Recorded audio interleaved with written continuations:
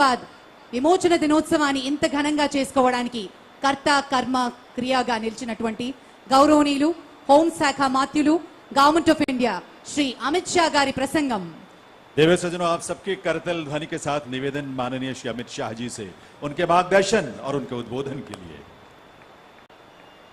मेरे साथ जोर से बोलिए, भारत माता की।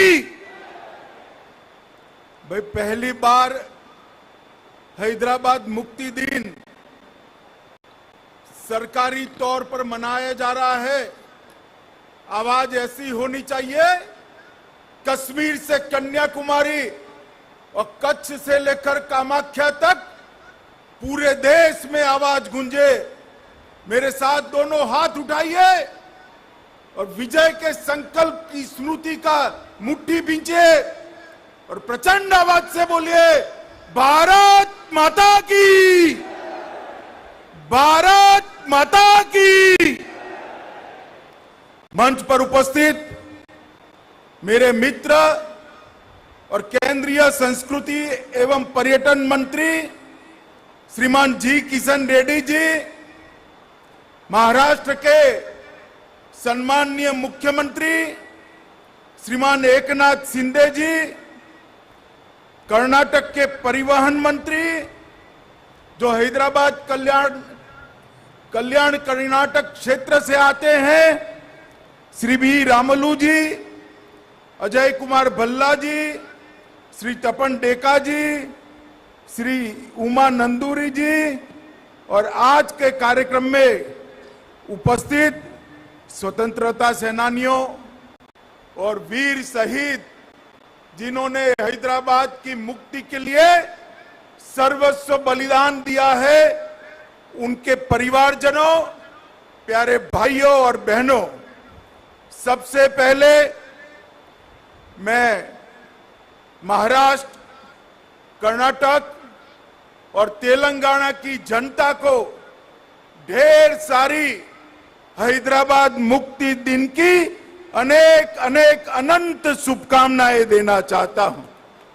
मित्रों, आज ही के दिन 1948 में पूरा तेलंगाना, मराठवाड़ा जो महाराष्ट्र का हिस्सा है और कर्नाटक का हैदराबाद कर्नाटक आज ही के दिन स्वतंत्र हुआ था। मैं सबसे पहले ये मुक्त हवा में जो आज भारत का ये ऐतिहासिक और बड़ा हिस्सा सांस ले रहा है, इसके लिए हमारे लौह पुरुष सरदार पटेल को अनेक अनेक प्रणाम कर कर श्रद्धांजलि देना चाहता हूं, क्योंकि सरदार पटेल न होते तो शायद अनेक साल और लग जाते हैदराबाद को मुक्ति दिलाने के। वो सरदार पटेल ही थे जिन्होंने निजाम की सेना और रजाकारों को पुलिस एक्शन से परास्त कर कर इस समग्र प्रदेश को आजादी की सांस लेने का अधिकार दिया था।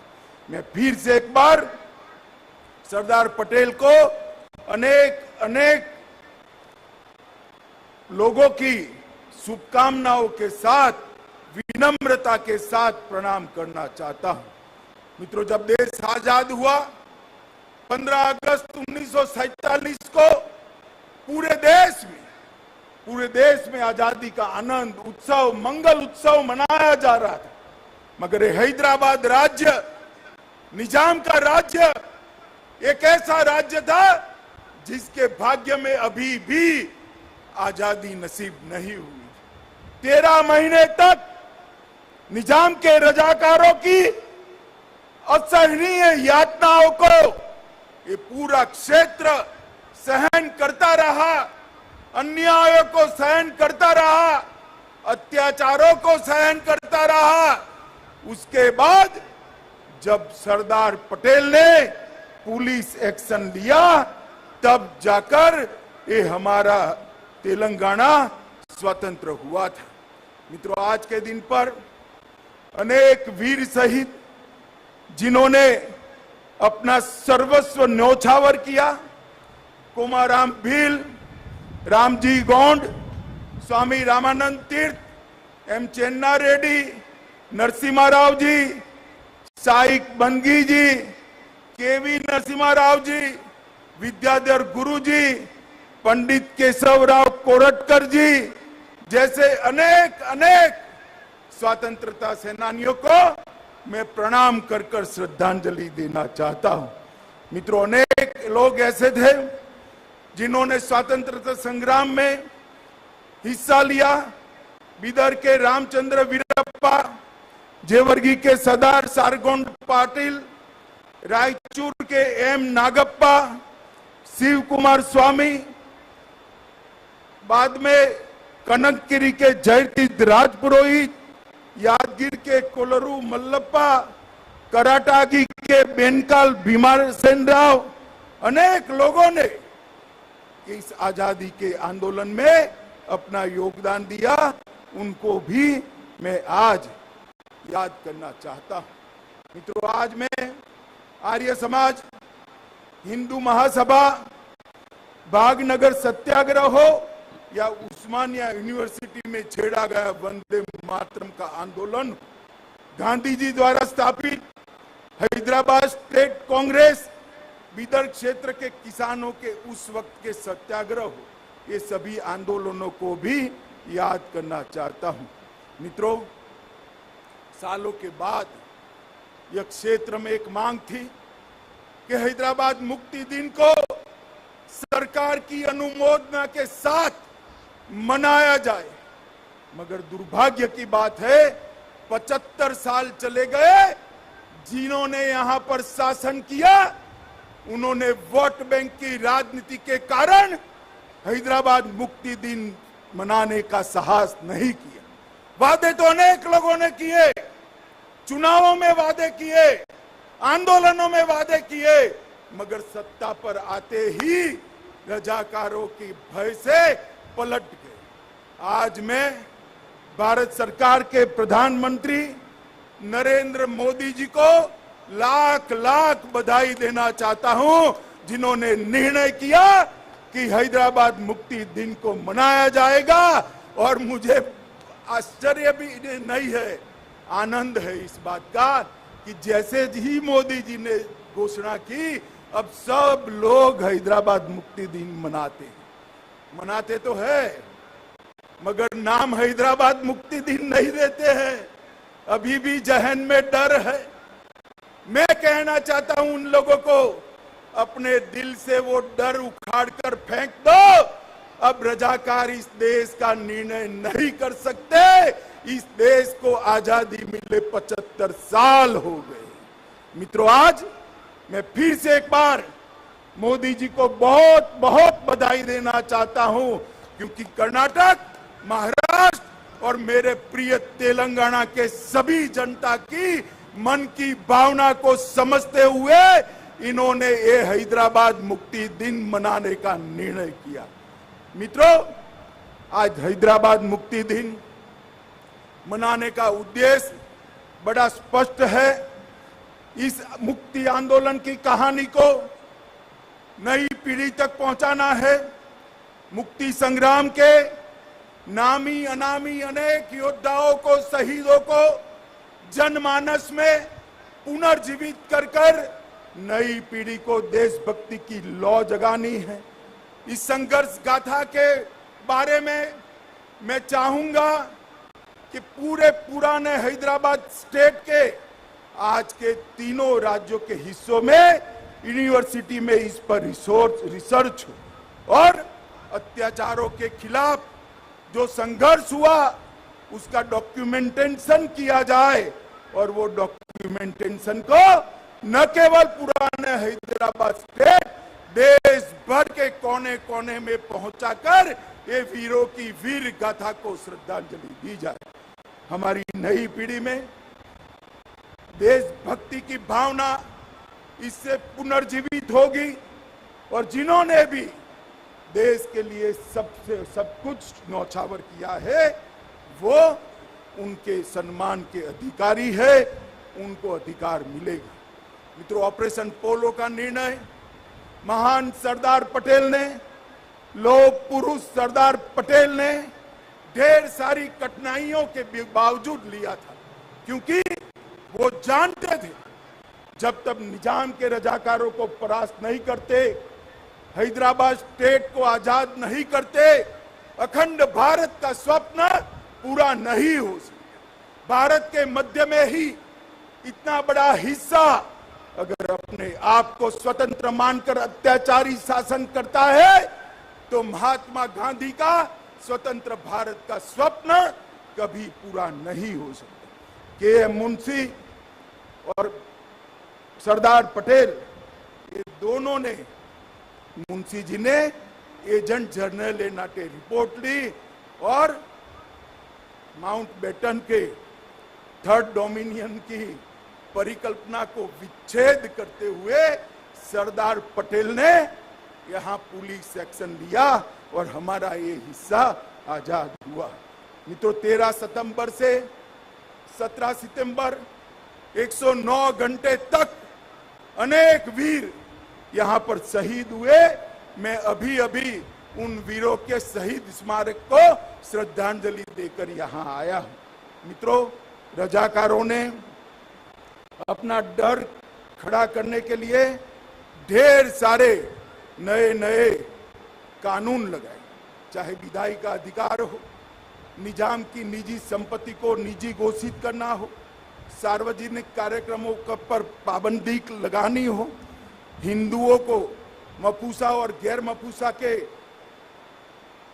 जमीन के अधिकार के कानून से अन्याय करना हो, महान तेलुगु, कन्नड़ और मराठी भाषा पर आक्रमण कर उर्दू माध्यम में ही शिक्षा होना ये आदेश करना हो, उद्योगों का निजीकरण करना हो, सरकारी भर्ती में अन्यायी भर्ती करनी हो या सांस्कृतिक आक्रमण करना हो, हर तरह से ये तीनों राज्यों की जनता को कुचलने का एक निकृष्ट प्रयास निजाम और उनके रजाकारों ने किया था, जिनके खिलाफ हमारे लोगों ने आंदोलन किया था और अंततोगत्वा हम विजयी हुए। मित्रों, कई सारे लोगों ने इसके लिए अपनी जान गंवाई। मैं 2-3 घटनाएं जरूर बताना चाहता हूं।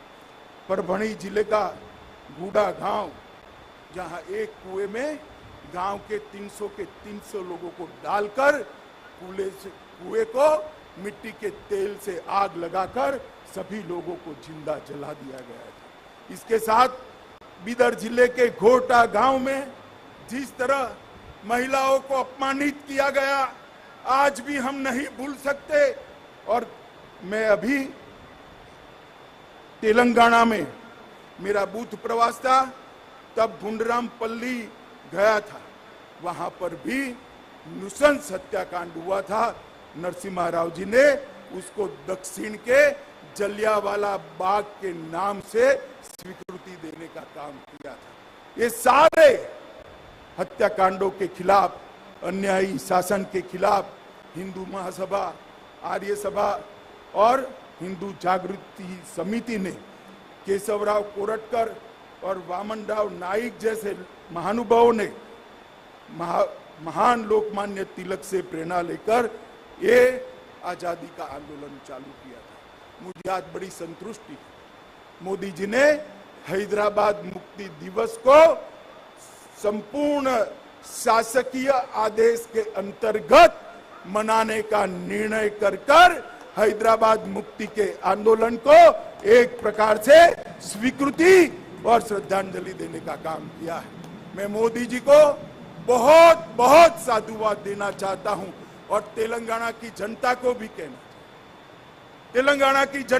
कहना चाहता हूं, आज भी जिन लोगों को 17 सितंबर को हैदराबाद मुक्ति दिन बोलने में शर्म आती है, उन लोगों को भी मैं कहना चाहता हूं, ये हजारों लोग जो शहीद हुए हैं, जिसके आधार पर आज आप सत्ता पर बैठे हो, अगर उनको श्रद्धांजलि नहीं देते तो उनके साथ आप द्रोह कर रहे हैं। तेलंगाना की जनता को भी मैं कहना चाहता हूं, ये महान तेलंगाना राज्य की रचना जिस उद्देश्य से हुई, सत्ता पर बैठकर उद्देश्यों को जो भूल जाते हैं, जनता ने उनको नहीं भुलाना चाहिए। मुझे विश्वास है मित्रों कि ये जो आज मोदी जी ने परंपरा शुरू की है हैदराबाद मुक्ति दिन मनाने की, ये इससे भी ज्यादा जोर शोर के साथ अनेक सालों तक मनाया जाएगा और हैदराबाद को स्वतंत्र करने वाले सभी स्वतंत्र सेनानियों के शहीदों के सम्मान में यशोगान हर साल गाए जाएंगे। मैं फिर से एक बार पुराने हैदराबाद राज्य के आज के तीनों राज्य कर्नाटक, महाराष्ट्र और एक तेलंगाना के पूरा राज्य के सभी नागरिकों को हैदराबाद मुक्ति दिन की बहुत बहुत बधाई देना चाहता हूं और इनको विश्वास दिलाना चाहता हूं।